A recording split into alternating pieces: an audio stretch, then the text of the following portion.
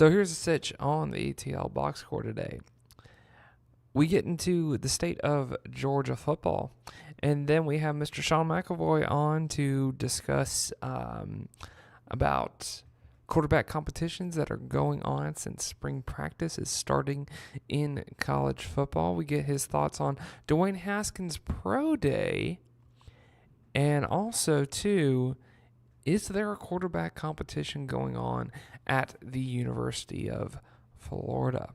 This is the ATL box score. This is Football Friday. With starting a new podcast, people ask me all the time, Alex, where do you record your show at? Do you do it at your house? No, I don't do it at my house because of just a lot of different logistical factors. The place that I do it at is actually a place called Spaces, Midtown East. And Spaces is a co-working center where I get my show recorded and I get other work done. Co-working has been one of these new phenomenons in the private business sector that has popped up recently. And Spaces also has another brand called Regis, which is more of a professional brand. Spaces is more for creators like myself. But to tell you more about these special brands in the business world is Mr. Steve Choi.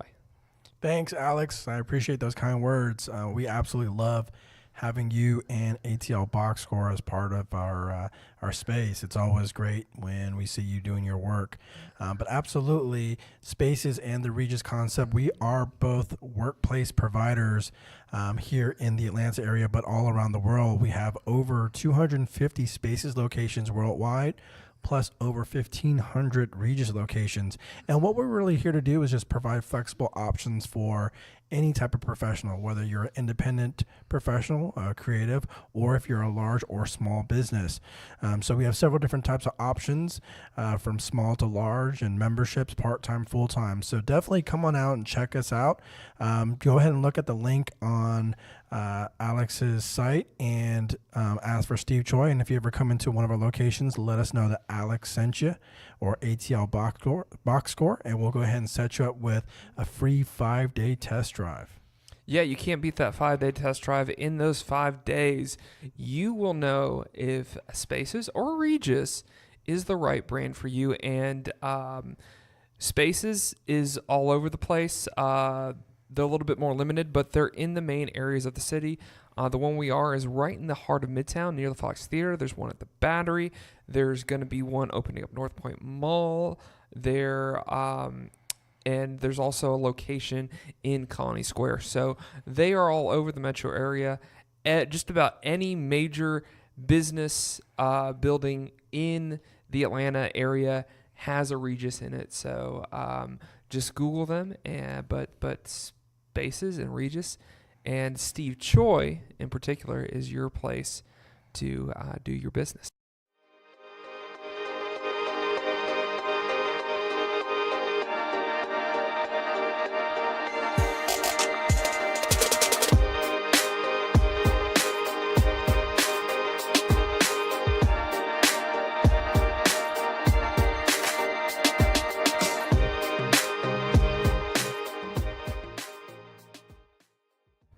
Well, welcome back to the ATL Box Score here on a Friday.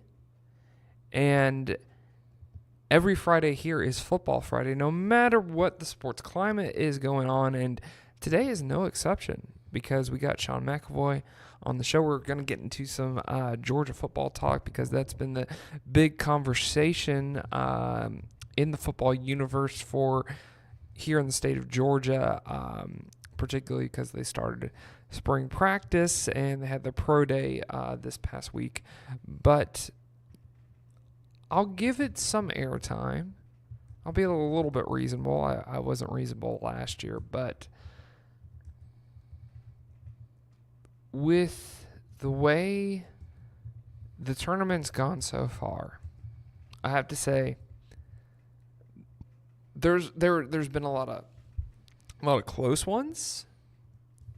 The one that stands out to me is Murray State beating Marquette yesterday. Yeah, that was a big one, buddy. That was a big one. Did you see the little segment they had with Steve Wojciechowski, former Duke player who's now the head coach of Marquette, talking to his team? No, I didn't see it. Oh my God, you gotta watch that. So Marquette has been an up and coming team. Obviously, Wojo took over the team maybe a couple of years ago, maybe 3 years ago now. You know, he was an assistant with Duke, and he played for Duke and won a championship, I think, with Duke. Anyway, he's been slowly getting the Marquette team back to, getting them up in the ranks. And this year they came in with a lot of steam, and I think they even was ranked as high as broke the top 10 at some point in the season. But they lost like 7 of their last 10 at the end of the season, and then so they had a segment on CBS Sports where they showed him getting riled up, telling his team that they need to play with some anger. And it was pretty intense. And then, unfortunately, they lost that game pretty handily. Yeah. Yeah, because Murray State has that star player. I can't. You got me out with this, buddy? Yeah. Yeah, John Morant. John Morant. Right. Yes. He was killing it. He was killing it. He's probably projected to be a lottery pick. Oh, yeah, definitely. But, I mean, did you watch any of that game? I did. Yeah. I did yesterday when I was at the bar. Second half, and he was just like dishing assists like it wasn't nobody's business. Like, right. He was going through the lane, and every time he drove to the lane, that ball would end up in somebody else's hands, and they would just be dunking it all day. Exactly. There were a lot of like close ones, but that Murray State win was like the only, I feel like, significant upset of the day. But it's not like Loyola or some random like George Washington Carver University like kind of stealing the show. I mean, you had Florida beat Nevada, which a lot of people favored Nevada, even Ned Case, college basketball guy that we have on. But like, you had Michigan State go to the wire with Belmont. And Belmont played Maryland. Maryland and Belmont went to the wire. I don't know why I got that tripped up. But I'm cycling through because Michigan State had a really close game, and I know they played some small school. I'm trying to. Oh shoot. Hold on a second. Just typing away, buddy, aren't you? And I'm just snowballing right now. Yeah. Work never stops. I know. But it was a good start to the tournament, that's for sure. That's right. They played Bradley.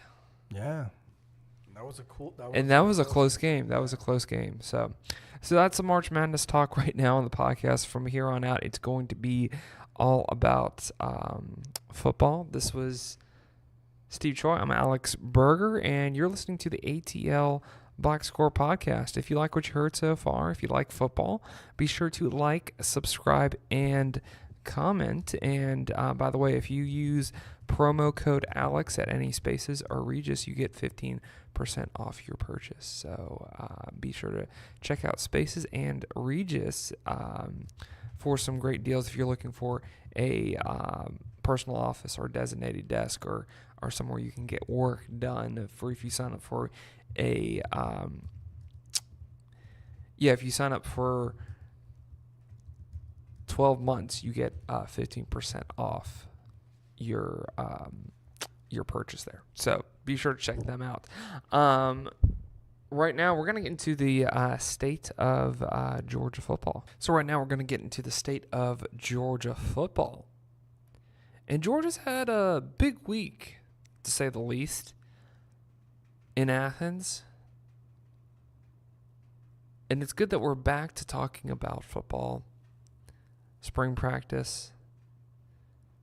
That just to remind us that football season is going to be here sooner than we think.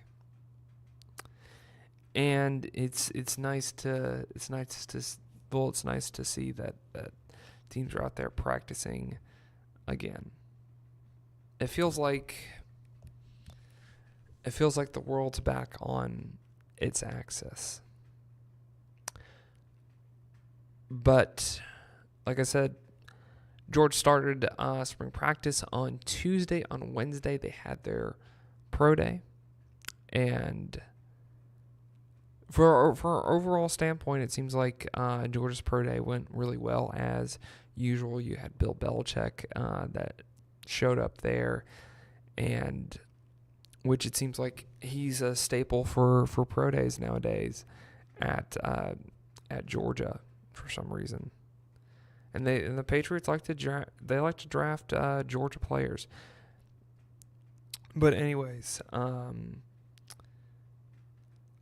there have been some negative headlines. There have been some funny headlines, like 2 players got arrested this past week, which I'm still surprised this stuff is still going on a little bit. But at the same time, they're guys that are underclassmen on the team that don't really play any significant roles. So, as a Georgia fan, you're always weary when you hear those headlines. Then you figure out who it is, and you're just like, oh, okay. Well, we're not going to have to worry about that for a while. But back in 2012. I wasn't worried about a kid named Nick Marshall getting kicked off the team, and then he became Auburn's starting quarterback. But these are just arrests. Not a lot of action has been taken right now. But there have been some changes, on the offense and defense. Not any huge changes, but this is the time of year too where coaches want to emphasize certain things, want to have certain expectations. They throw down their expectations on what they want to see out of their team, and then the season starts, and it's kind of like you have what you have. But right now,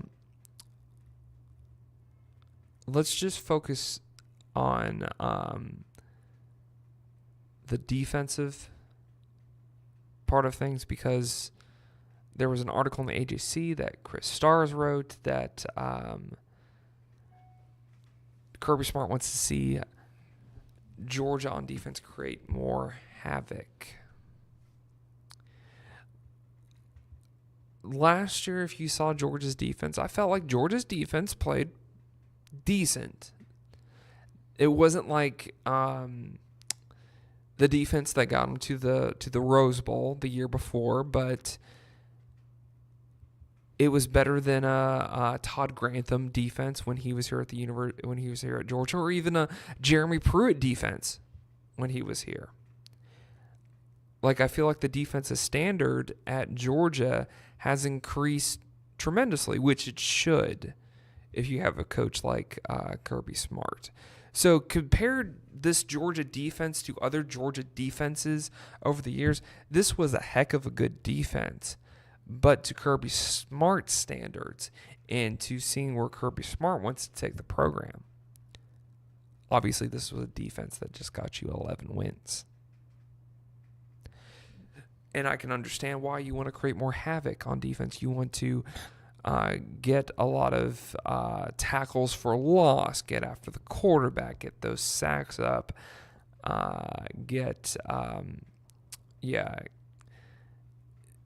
having you want to have quarterbacks not want to play, or you want to have running backs that don't even want to carry the ball. That's the type of defense Kirby Smart wants a type of defense also too in the secondary that just wants to attack the ball when it's in the air. And that's one of the things that one of the cornerbacks were mentioned in this article, that when we have interceptions or when we have balls that are thrown our way, we need to catch them. And I always thought, like, I get it now as a player, why you're always kind of like wincing when you like break up a ball and don't get that interception and everything. But at Georgia, you're expected to catch those balls that are thrown your way, those gifts that the quarterback wants to give out. So I can understand, and honestly too, I can understand why this is a point of emphasis for Kirby Smart, because of what happened at the LSU game, what happened in the Sugar Bowl, with Texas just doing whatever they wanted to get downfield.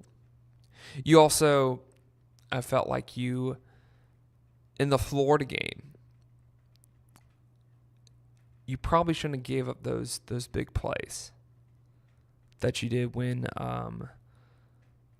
Florida, the most recognizable thing is when Florida came out at halftime and they just hit a seam route up the middle for a touchdown. Yeah, that was a thing you probably shouldn't have gave up. But hopefully that we see this Georgia team create havoc, because right now, kind of like with the Braves, there's a lot of room for improvement, and I think Kirby Smart's going to get this defense, to create more havoc. Also, too, on the other side of the ball, they're not going to reinvent the wheel. What they've done offensively at Georgia is try to create some sort of balance, and Kirby Smart define what that balance is in this particular article in the AJC, and he's pretty much stated that balance is you can run the football when you have to run the football, and you can pass the ball when you have to pass the ball. I'm like, okay. I slightly agree with that. Yeah. That it's not always 50-50. That he's pretty much saying you just do what you have to do to win the game. If you're playing a defense that attacks the running game, well, then you're gonna have to throw more passes. If you play a defense that is known for their secondary, well, then you're just gonna have to run the ball. Football's simple, guys. It's not that complicated on some aspects. In some aspects, it is kind of complicated when you think about it. And two other things, too, before we close this out. It's good to see that you have a lot of receivers like Jeremiah Holloman, who's going to be stepping up this year in that wide receiver room. Because I was surprised. He's actually going to be a senior.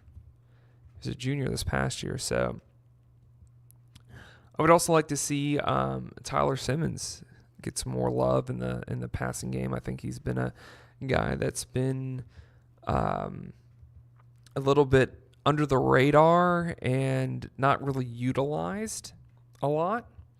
So hopefully this could be his year. But they got I feel like they got a good mix in the wide receiver room, because it's going to be two things. You're going to have really young guys like George Pickens, for example, and then you're going to have really senior guys like Tyler Simmons and Jeremiah Holloman. Georgia needs to find that X factor that Mecole Hardman brought to the offense this past year, and in these past 2 years in 2007, 2008. They need to find a guy like that can that's just super athletic. It doesn't matter how tall how tall he is. I mean, it's usually the small ones that are these super athletic guys. I feel like Georgia's offense needs that to hum. So I would be interested to see who in that category is going to step up, because, well, at least with Chaney's offense, and I don't know how James Coley is going to do things, but I'm assuming that they're going to be wanting that that short guy who's shifty, who could do a lot of stuff like joystick with McKenzie and then Mikael Hardman took over for his role when he went to the NFL.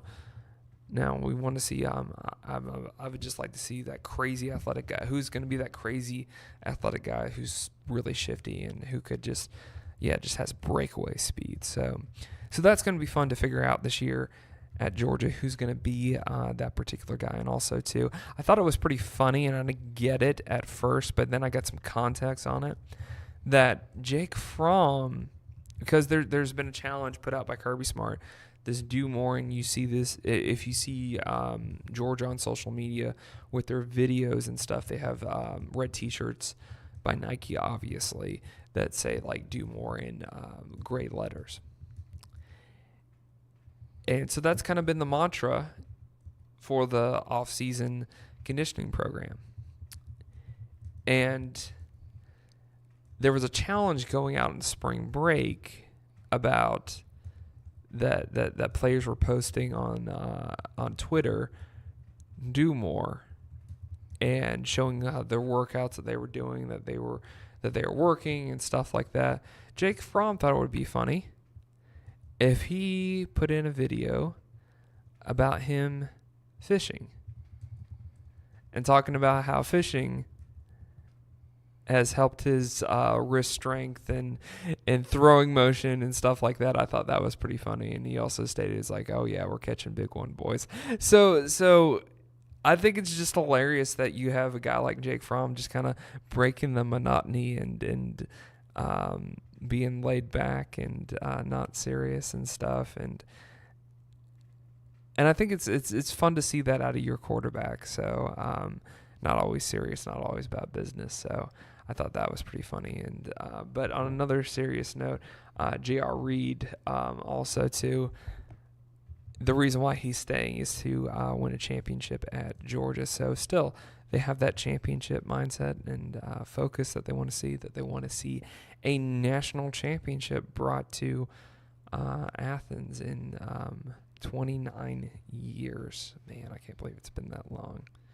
But yeah, hopefully we can get it done before the 30th anniversary. So that is the state of Georgia football here on the ATL Box Score. Right now we're going to bring on Sean McEvoy to the show, but if you like this segment, be sure to like, subscribe, and comment. And I have a link to the 15% off Regis and Spaces, more information about that in the show description. So if you're interested in that, be sure to check that out, because I mean that's a great deal if you're trying to find your own office space or trying to find a new place to work and get your work done, like I do here with the podcast. So be sure to check that out. Thanks for listening. This is the ATL Box Score with Alex Berger and no Steve Choi on this segment, even though the mic was open. So anyways, yeah, here is my conversation with Sean McEvoy. Well, right now on the podcast, we just want to bring back one of our favorite guests here on the ATL Box Score, Mr. Sean McEvoy. Sean is a private quarterback trainer, so there's a lot of great insight, a lot of great knowledge that he can bring to the table, especially on this March Madness weekend. And it's funny, because it's March Madness going on right now, we decided to bring on Sean McEvoy to talk about quarterbacks and football. So, Sean, how are you doing? I heard that you spent 10 days out in the West Coast, saw those Instagram stories. Those look pretty cool. I know you fired up the Q&A, I think, yesterday. So, how are you doing, man? Hey, Alex, I'm doing great, man. Absolutely, it's been a definitely a busy month, but busy in the best way, man. Just love getting the opportunity to work with quarterbacks all over the country, and especially some top guys playing at the highest level, keeping me busy. But it's great to talk to you, man. Let me ask you this, and I know a lot of people in the Milton High School community are going to know this guy. I don't think a lot of people are going to know about this guy yet, but I'm just curious. Jordan Yates from Milton, is he enrolled into Georgia Tech? Because I saw he was out there with you on the West Coast trip. Yeah, not yet. He'll go ahead and as soon as high school season ends, and as soon as his high school career ends, and he graduates high school, he'll enroll there immediately in the summer. Gotcha. So he was not an early enrollee, but when he made the decision for Georgia Tech, it kind of came late.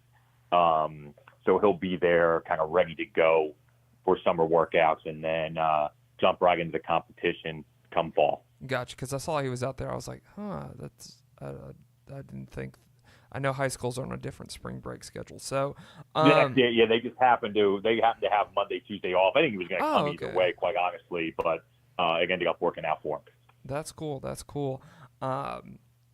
So just overall, how was your experience out there? And it seems like you got to be around a lot of college quarterbacks, and it's interesting to see that it's like guys that want to get better, guys that work hard, will be willing to spend their spring break with a private quarterback trainer. I know a lot of probably coaches in those programs are probably glad those kids are doing that than doing other things. So just tell me, like, what are some of like the benefits of having guys out there, and I'm assuming you guys are just working on fundamentals.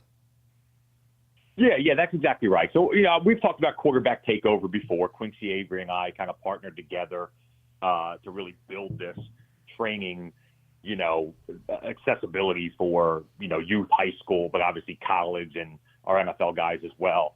So what we did was we had our first kind of quarterback takeover camp.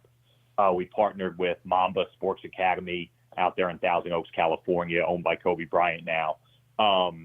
And we put on like a youth and high school camp, and we were able to bring in all these college counselors from all over the country to help us work the camp.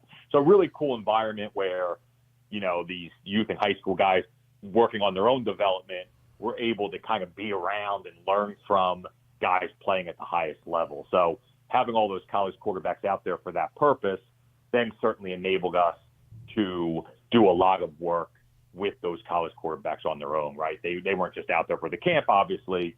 They were out there to work on their own skills and make sure they were ready to go for spring ball when they got back after spring break. But you said it. I mean, when you're playing at that level, think about what it took to get you there. And it took a work ethic outside of just your physical abilities. And it certainly didn't stop when these guys got to college. So now here they are. They get this 1 week away from football activities, and instead of going, to Miami and partying on the beach the whole week, these are guys that are seeking out opportunities to train and develop and keep working and get better each day to kind of be the best they can be for their team. So really cool environment. You got guys with the right mindset that are there for a purpose.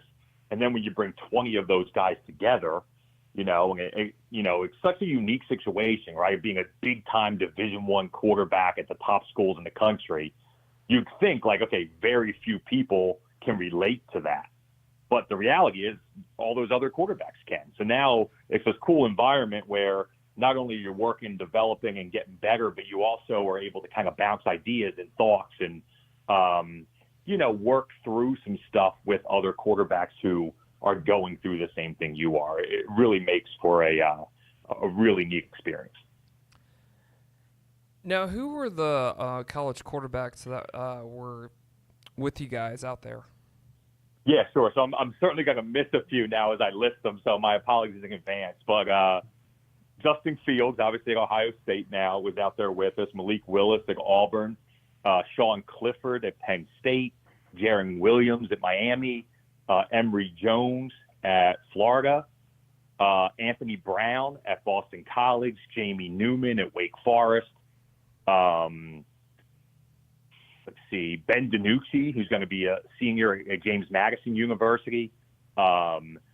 Matthew Downing, who was at Georgia last year and now transferred to TCU. Max Brosmer, who is an early enrollee freshman at University of New Hampshire. We talked about Jordan Yates, who's going to Georgia Tech. I'm definitely Messiah DeWeaver, who was at EMCC, won the national championship in JUCO last year, and now is at Old Dominion up there in Virginia. David Moore, who's at Central Michigan. Cade Fortin at North Carolina. Wow. I know I'm missing one or two, and they're going to be mad at me when they hear that I left them out. So as my memory gets jogged here as we keep talking, I'll make sure I bounce back and make sure I mention everybody. But, yeah, I think it ended up being 19, 20 guys total, depending on when their spring break fell. Some guys came in a couple days early. Some guys came in a couple days into the second week. But everyone was together over that weekend. Saturday, Sunday was when we had that quarterback takeover camp that I spoke about earlier. Right. I'm sorry, James Foster at Texas A&M was another guy out there with us. That's right, yeah. Guy I like a lot, by the way. So, yeah, there's quite a few. Like I said, I know I'm still missing one or two. I should have wrote these down before this call, but anyway. Right. Yeah, that's a lot of different guys out there, especially guys that are competing for the starting job, and that's right. like with Malik Willis, and we're gonna get into more quarterback competitions later on in this segment. But what was the camaraderie like with doing the camp, doing the training, because it seemed like you guys like had your own house there and spent a lot of time together. That's right. I mean, as much work as you put on the field while you're out there, you can only throw so much in a day, right? So basically the normal day looked like some kind of morning, like whiteboard video session. Then we'd get on the field and do a throwing session. And then in the middle of the day, we do some kind of like mindset training, like off the field leadership type. We had a couple great speakers come in and guys, a guy named Seth Mikowski who does this chess training and like the parallels between having a plan and a process when playing the game of chess and how that translates to success on the football field as a quarterback, and really just great parallels between those types of things. And then we would do another throwing session in the afternoon, right? So there's only so much you can do. So a lot of it was, getting some downtime, getting to be around each other, having meals together, and getting to talk through some of the experiences. But, the way that quarterbacks are, especially these days, a lot of these guys have known each other for years, right? They've come up, playing against each other in 7-on-7. Maybe they met each other in the Elite 11 circuit, right, and competing against each other in that realm. A lot of the guys were recruited by the same schools and maybe would run into each other when they were on visits trying to make their college decision. Once again, we talk about this like 0.1% guy, right? A big-time Division I quarterback in the country. These guys know each other through social media. They connect that way. They've trained with either myself or Quincy Avery in the past, and there's built relationships there. So, but what was cool was just to see those bonds really strengthen, and the guys who maybe didn't know each other as well got to know each other over the 3-4 days when they were all there together. But like I said, they all come in with the same goal, and they realize that working together and kind of, taking what you can give, and what I can offer to the group and going back and forth and really relating to each other. They realized that was going to be a benefit for them going forward. Because you mentioned it, like, a couple of guys are already the dude, Anthony Brown at Boston College, Jamie Newman at Wake Forest. They've started games. They were the starter for most of last year. A couple other guys, 5, 6, 7 of those guys are in competitions this spring to be the guy.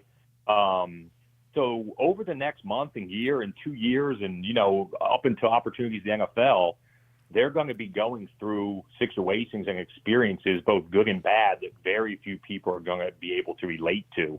And the thing we kept stressing is that these are the guys that you can kind of rely on to kind of help you through some of those tough things going forward. Speaking of tough things, Justin Fields, I know that a lot of mixed feelings are about him in this part of the country and state. But outside of that, I'm just curious, how did you feel like his demeanor was? Because just from a standpoint of you were there at a place where you were somewhat comfortable, I'm assuming, in the system and stuff, then you decide that you were going to go somewhere else. You have to learn new system, new head coach, new environment. So I know if I was that young man, my head would probably be spinning with all the transition, all the change. For the first time, you're far away from home. So I'm just curious about how was his demeanor through this whole process? Yeah, the first thing you realize when you're around Justin Fields is he's just different. He's a different dude. And it's why he is the successful quarterback that he is and why he was so highly recruited out of high school. So you're right. All those things you mentioned would, and I'll put myself in that category too, kind of send our heads spinning a little bit. He's just a different type of guy, kind of unflappable in that way. What you find out is these guys who are super successful, they all are that way, right? It's how they can play in the most stressful environment on a football field on a big college game day on Saturday and not let anything distract them from what their plan and their process and their goal is. And Justin's very much that way, very kind of laid back, but loves to compete, does everything. You can tell he's just enjoying every bit of it. There's a ton of excitement as he gets ready, and they're in spring ball now at Ohio State, and he just couldn't wait to get going and, learn the offense and be the best teammate he can be and take over that job and be ready to have some success come the fall. But, everybody knows what he does as a quarterback. He's just an elite thrower of the football, a 4-4 type guy on the ground with his feet. And then all the intangibles, to kind of complement that. There's no doubt to me. There's a reason why people are projecting him already without playing very little actual college football to be a guy who can compete for the Heisman this year. He was as advertised when I saw him this week in LA. Mm-hmm.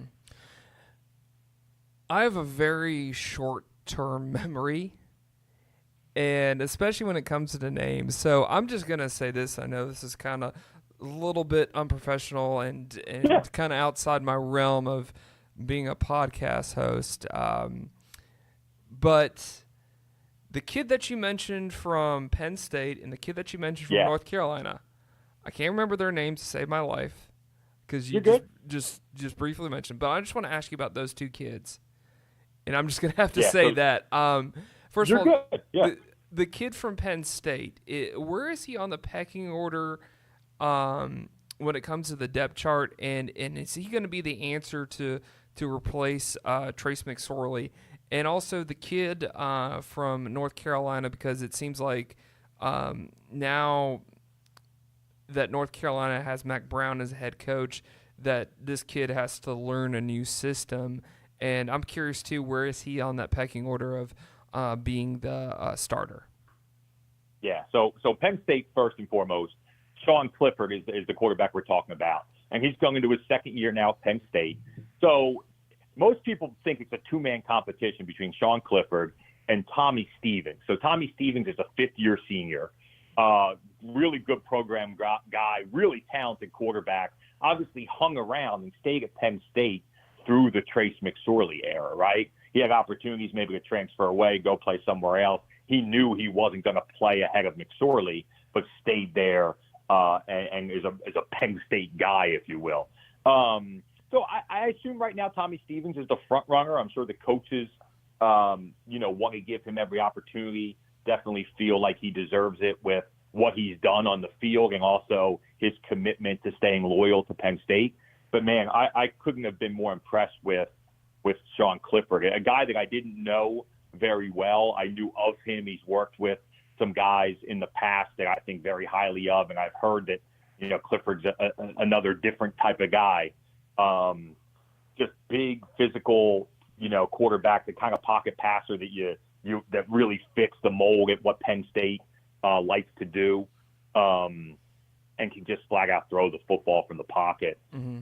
He's going to be tough to keep off the field, but has a very, very legitimate shot to play a ton, if not become the full-time starter there at Penn State. Mm-hmm. And then we're talking about the North Carolina situation. We're talking about Cade Fortin, who's a local Georgia guy, who was at North Gwinnett.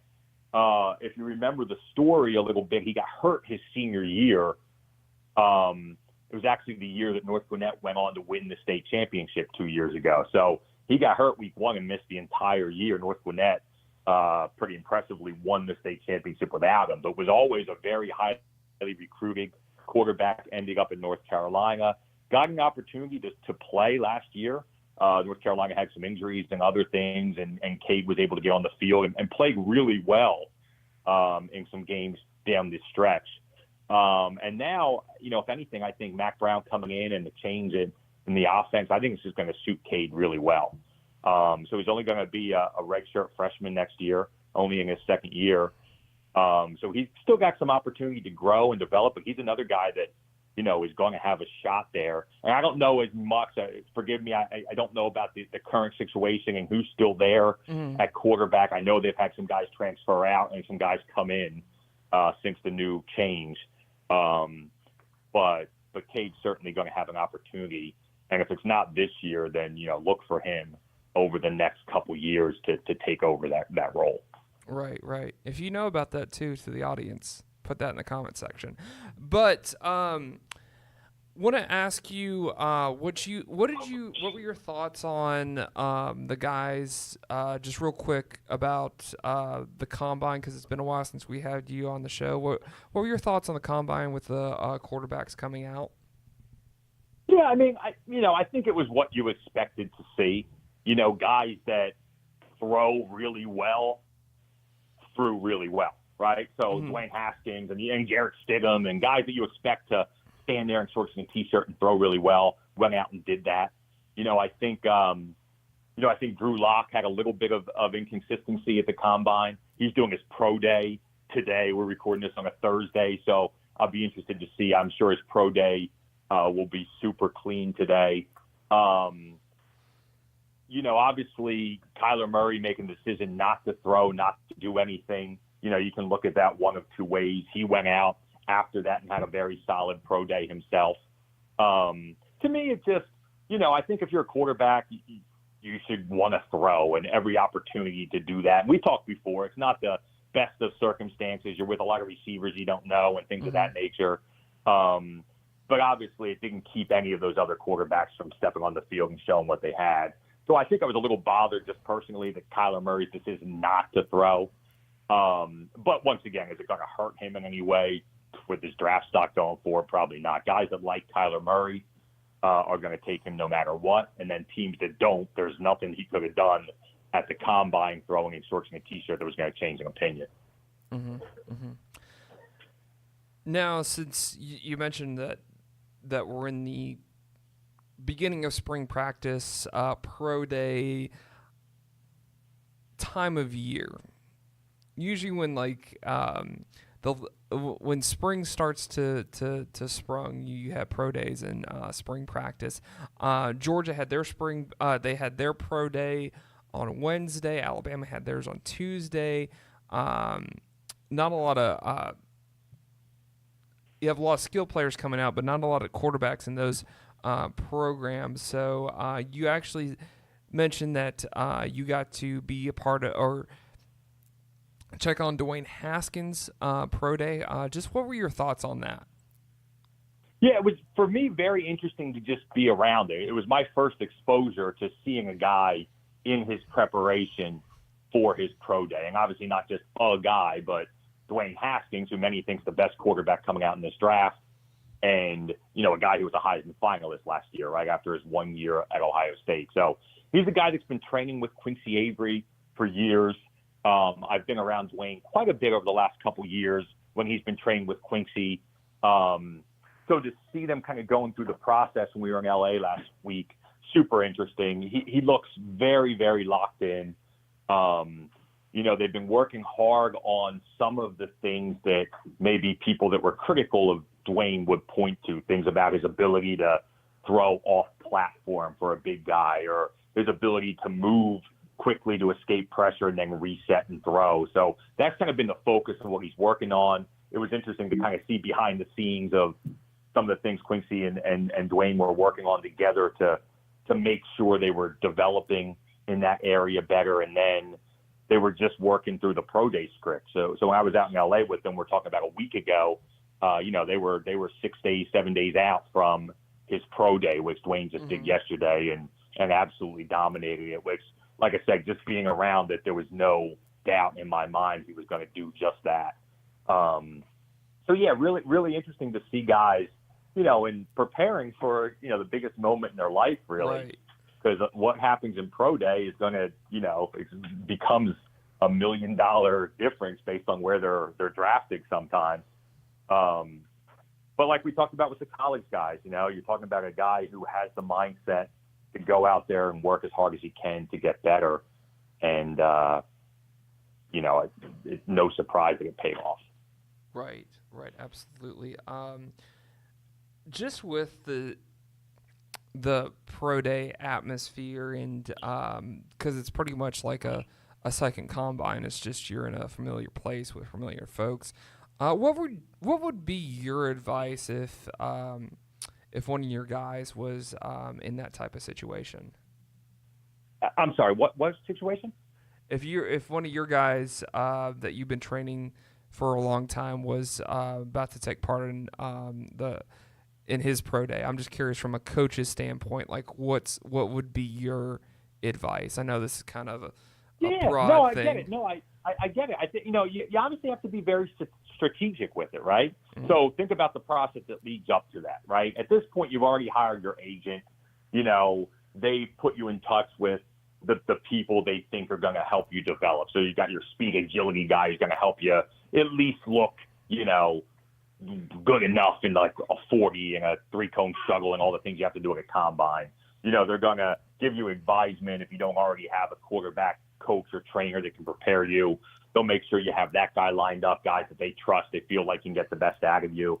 But then the other thing they're doing is they're starting to kind of understand which GMs, which coaches are interested in you, and then what they want to see, right? Or the coaches and GMs that maybe aren't interested in you, why, right? It's something that if you show them a little bit more of that, maybe you can garner some interest back. So, and then from there, once you kind of know what guys are looking for, or maybe what the criticism is, and is it something that you can kind of change that viewpoint, that's what you want to attack in your pro day. So as you go into a pro day script, or really even in the combine, now obviously the combine, you don't have the luxury of deciding what throws you want to make. You just have to kind of do what the combine asks of you. But in your pro day, you can be super strategic and obviously highlighting all the things you do well. So if you're super accurate 25 yards and under, man, you're going to rip every curl comeback with velocity that you can and show off that big arm you have. If you throw the deep ball really well, you want to do that. But then if there's some question marks, maybe they feel like your arm strength isn't great. Maybe you want to give them a couple throws that maybe confounds what people think a little bit, and so I mentioned with Dwayne, if there was some thought that maybe he didn't, throw well to his left off platform, or if he, didn't do a good job of resetting and getting back to a stable base, then you really want to make sure that the GMs and coaches are seeing you do that well. Right. And now if that was the last little hesitation or doubt in whether they should draft you or not, now that's taken off the table. Right. Man, we're getting into the real football speak, talking about throwing off of platforms and what was that route combination you just mentioned? I don't even remember right now. We were just rattling off the top, but fun times. So I I just want to talk to you and get your thoughts and opinions on some quarterback competitions in college that are going on right now. Obviously, a situation that you're probably the closest to out of all these programs, Auburn, because you have a guy like Bo Nix. Well, first of all, you have Jarrett Stidham, who decided it was time to move on from college and see what was out there on the next level. But it's like you have your guy that you've trained for a long, long time, Malik Willis, who should be the incumbent starter, just based on experience. But at the same time, you have Bo Nix, who's a really talented freshman quarterback that a lot of people have a lot of hype about. So, what's your thoughts on this Auburn situation? Because,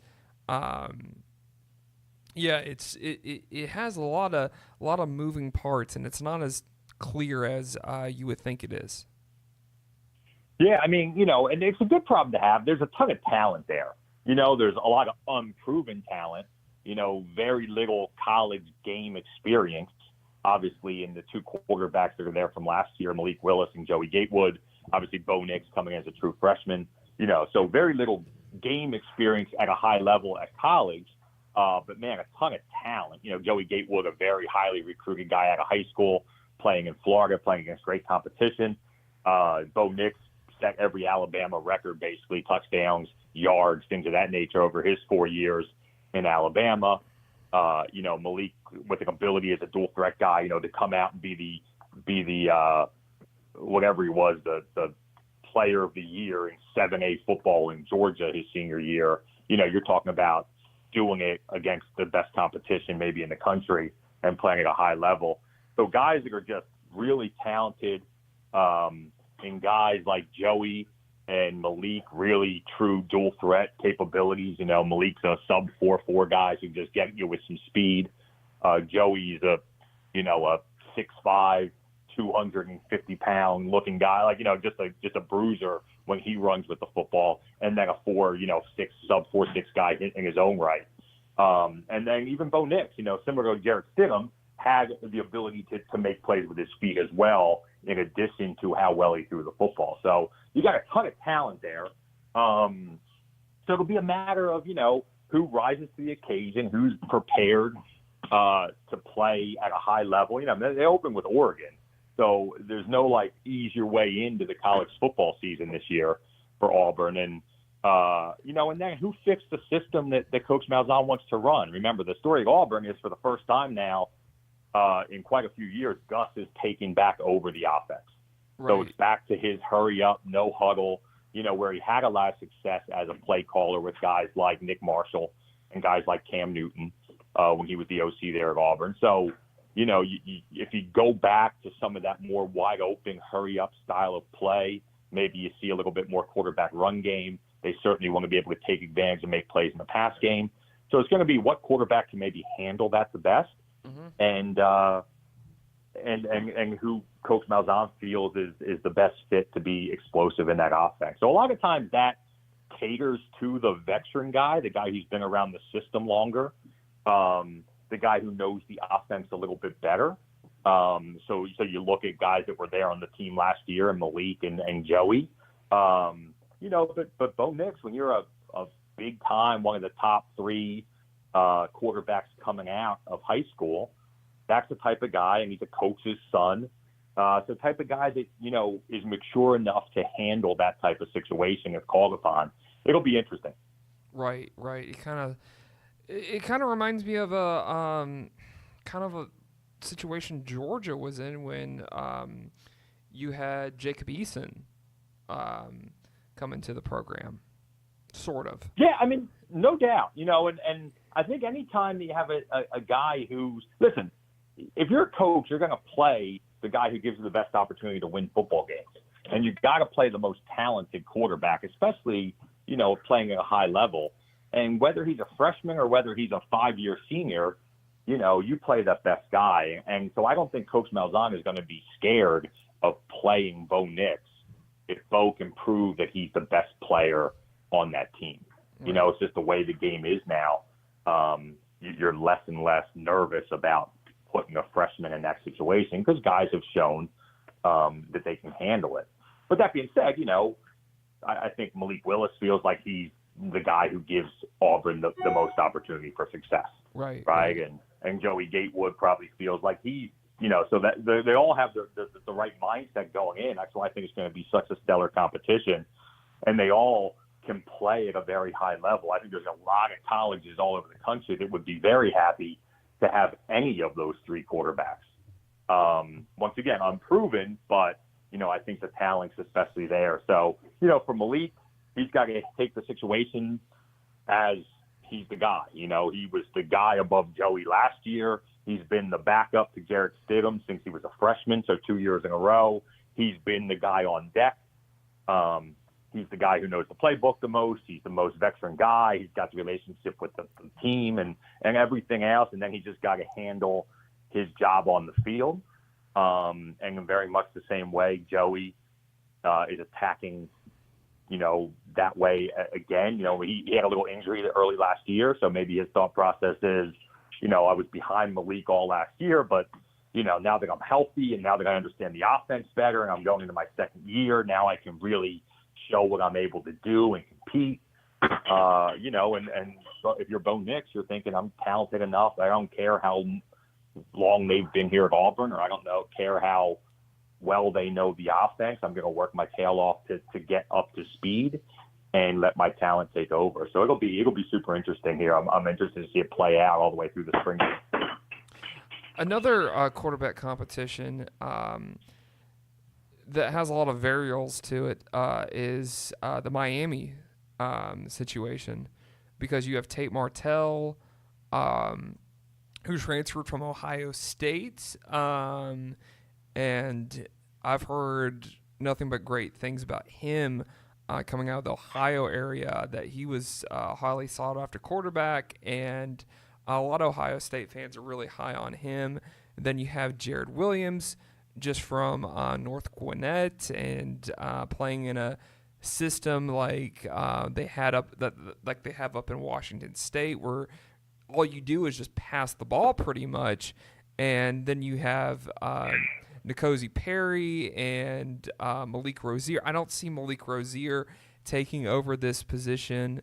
I feel like N'Kosi Perry it's going to be hard for him to hang on to the job, because he was the starter last year, because some days he looked great, some days it just wasn't there. So I'm curious about what you feel about this. Could we possibly see your guy Jared Williams get playing time this year? Yeah, I was another guy that was really impressive to me out in L.A. And a guy that I've known and have been working with Quincy. I remember him from Elite 11 when he was in high school, playing at a really high level. But to see where he's at now, you can kind of see the maturity. He's certainly talented enough. I think right now N'Kosi Perry has to be the front runner. He actually played really well down the stretch at Miami when he finally kind of took over the reins from Rozier last year. Darren, N'Kosi, and obviously Tate Martell are really athletic quarterbacks. Obviously, Tate Martell does things a whole different way athletically.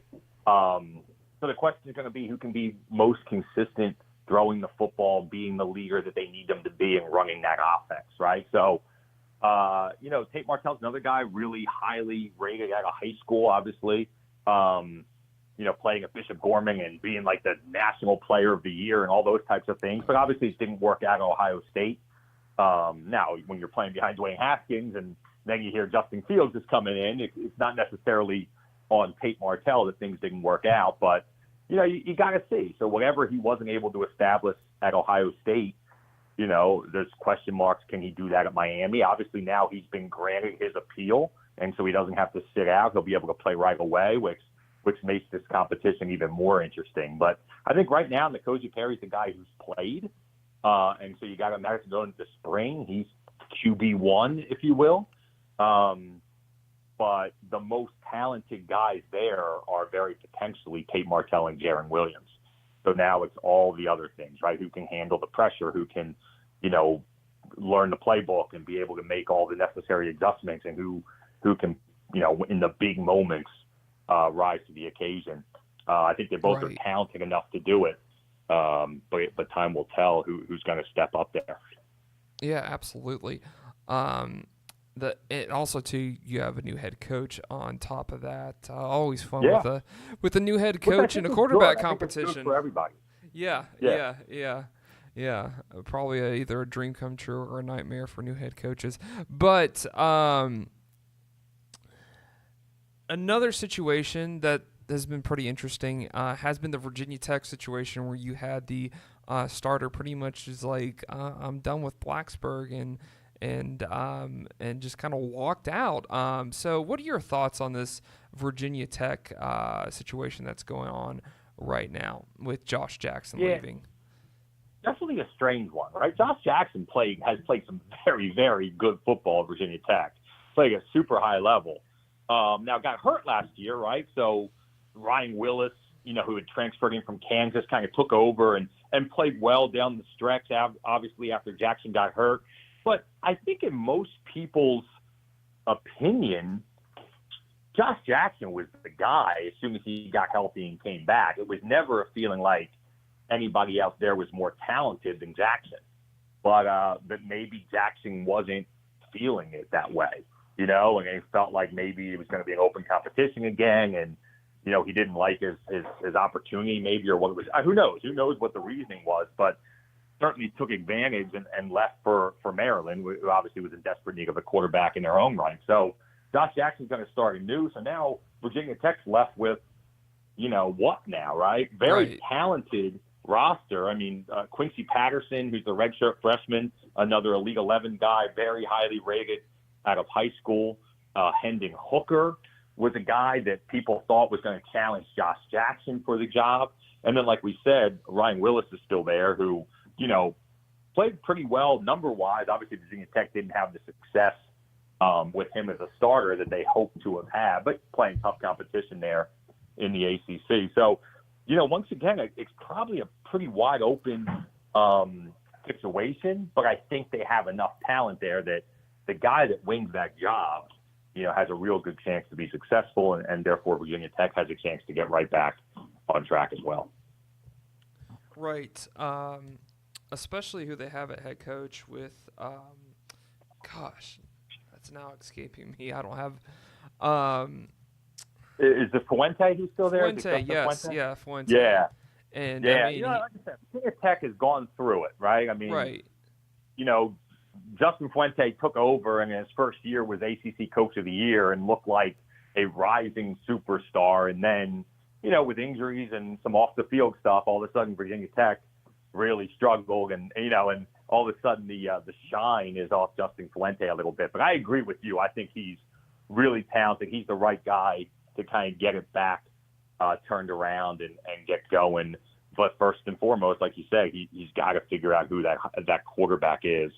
I think it's going to be either Quincy Patterson or Hendon Hooker, quite honestly. I think those are the two young, talented quarterbacks, guys that, give you a shot to be the quarterback there for 2 and 3 years, which is probably something that as you're transitioning back to getting where you want to be, that's got to be a lot more, enticing to a coach like Fuente than like having a guy for 1 year and then having to start over again the following year. Right, absolutely. Another guy I want to talk about is not necessarily in a quarterback competition. I'm assuming the coaches are gonna put it that way, just to get the most out of the quarterbacks. But at the same time, I want to talk to you about the situation in Florida, because one of your guys that you trained recently with Emory Jones, because it seems like Felipe Franks, I mean, he has his good games and he has his games where you're like, where did you throw it? And you would assume with the talent and the athleticism from Emory Jones in the system that Dan Mullen wants to run, that he would probably be the good fit, because I feel like the game where you could probably describes Felipe Franks had to be that Georgia game, because he made some good. I mean, he made some good decisions, and then he made some bad decisions, and then and you're kind of like, why did you get sacked on that play? So you would think that Emory Jones would be the guy that would eventually take over for the Gators. Yeah, I mean, it's so funny. I know, like, social media loves to do that thing where they just post numbers of quarterbacks, and they don't tell you which quarterback it is. Like, who would you rather have, right? And it might be like Felipe Frank's numbers against Jake Fromm's numbers, but you don't know who they are. And you start looking, you're like, yeah, Felipe Frank's put up some really good numbers, right? But like you said, when you know it's Felipe Franks, then you kind of watch the play, and it was definitely up and down. But he's really, really talented. Make no doubt about it. The reason that people are even thinking there's a competition at Florida is because of how good Emory Jones is. You know, and he was a guy, once again, a Georgia guy, so a guy I've been close to and have seen through the years, and was a guy, quite honestly, who had a ton of talent, but was, in my opinion, very inconsistent at times. And played at Heard County, which is a phenomenal school, but it's a 2A school in Georgia, one of the smaller classifications. So, you know, you question about what talent level he played against, you know, how does he stack up when he's playing against top college talent, some of those inconsistency questions that I had raised. You know, like, that was kind of the book on Emory. And, you know, seeing him this past week in L.A., he locked in a different way now. And really was probably one of the best consistently great quarterbacks the whole week. And like I said, I already mentioned guys like Malik Willis and Justin Fields and Sean Clifford and Anthony Brown. I mean, there's a ton of really, really good guys, and Emory Jones was right up there with the best of them. So because of how talented he is, he's going to push Felipe Franks all through the spring, all through the fall. And if he doesn't win the job, you know, he's going to be there probably all the way through the season. If Felipe Franks were to stumble, you know, I don't think Dan Mullen would hesitate to getting Emory on the field and seeing what he can do there. So once again, you know, I think you're just in a really good position. Actually, I think you find most of these schools, and, you know, people used to think about quarterback competition as like, oh, these guys don't know, right? Like, wouldn't you rather be Georgia and you know you got Fromm and you're good to go, right? Instead of a question mark. But, man, when you're deciding amongst two or three really good guys, right, when you were deciding is it going to be Easton or Fromm, when you're deciding if it's going to be Fromm or Fields, you know, that's not a bad thing. Whoever wins that job is going to earn it, and they're going to be one of the top quarterbacks in the country. And when you look around at Auburn and Florida and you know, some of those other competitions we talked about, that's what you're going to end up. Whoever wins that job has a chance to be one of the top quarterbacks in the country.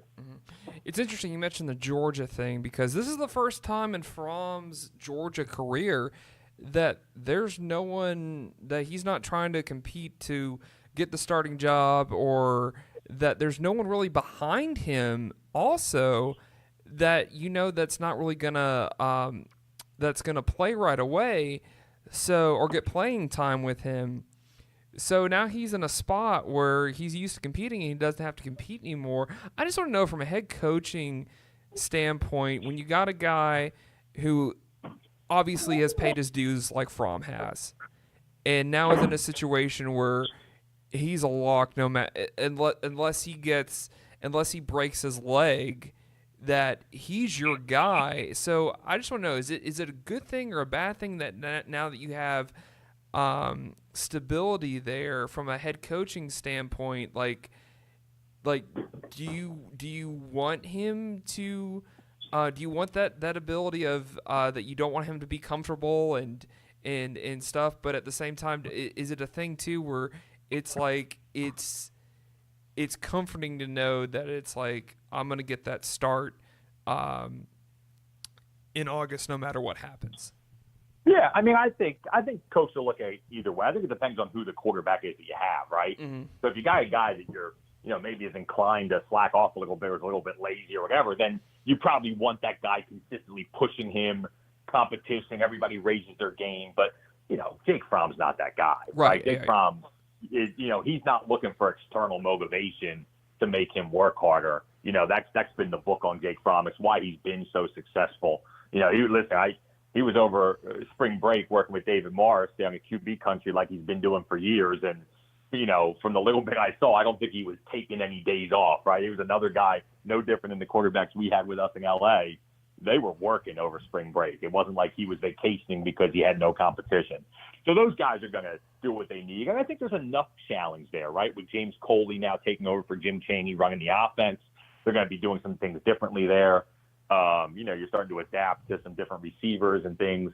I just think Fletch has got that chip on his shoulder of trying to get over the hump, right, and win a national championship. So I think there's enough kind of internal motivation for Jake Fromm that not having serious quarterback competition isn't going to be a problem. But depth will be, right? Because all it takes is a helmet get knocked off, and you need a guy for a play, or like you said, any type of more serious injury, and you don't have the Jacob Eason or the Justin Fields or that guy sitting there in the wings now as a backup. You have a lot of really, really unproven guys there, behind Jake Fromm. So I think that would be a little bit concerning, if you're Kirby Smart, but you definitely have the guy at QB1. So that takes a lot of the pressure off. Yeah, a lot of fans are going to like to see Stetson Bennett warming up and running out there. The mailman. But with that, I just want to say thanks for coming on the show. Always a pleasure having you on. Always great to talk football on Fridays, even though it's the beginning of March Madness. But thanks again for being on the show. Of course, Alex. Always a pleasure, man. Enjoyed doing it. All right. Well, we'll see you later. They have to be really considering it, really thinking about it. The Falcons front office, when it comes to their draft picks, especially what's going on with their secondary, releasing some guys that they don't really have a secondary right now, and they're going to need to draft guys or get guys that can contribute to their secondary. But at the same time, they haven't drafted any Georgia players. And maybe this draft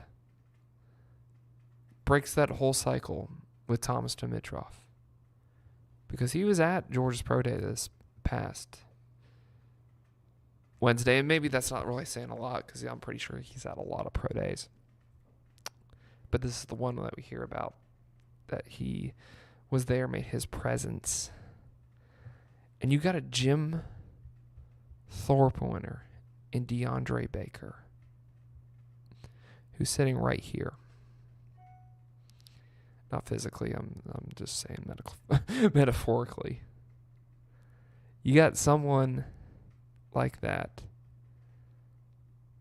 is even though he's a Miami guy, you've seen him for 4 years in your state. And I'm telling you right now that it would be a mistake if you passed up. Now it's time to take the chance on DeAndre Baker, get him into your system, and I think a lot of Georgia people would get behind you to see a guy like that drafted by the Atlanta Falcons. And finally, for once, you're not drafting flashy with a flashy wide receiver like Julio Jones, which I like Julio Jones. Don't get me wrong. I like Julio Jones. I don't like what they had to give up for Julio Jones. I didn't like that Julio Jones was injured at the beginning of his career, but I like Julio.